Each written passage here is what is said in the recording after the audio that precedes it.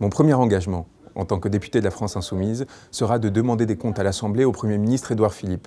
Celui-ci a été recruté entre 2007 et 2010 pour faire le lobbying d'Areva, une grande entreprise qui est mêlée à des scandales de corruption immenses par rapport à l'affaire du nucléaire Uramine. Comme vous le savez, j'ai enquêté longuement sur cette affaire. Je suis parti au Centrafrique voir les dégâts catastrophiques qui avaient été appliqués.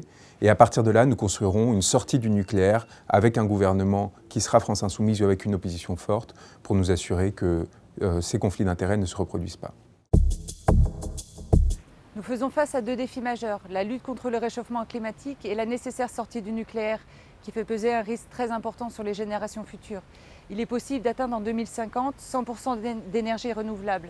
Des études le montrent. Cela permettra de réancrer cette production de biens communs sur nos territoires et de nous le réapproprier de façon démocratique.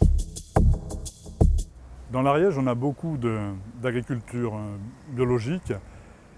Et moi, député, je favoriserai l'extension des circuits courts pour la restauration collective notamment, mais pas seulement dans la restauration scolaire, mais aussi dans la restauration hospitalière, les EHPAD et tout endroit où la restauration collective a lieu.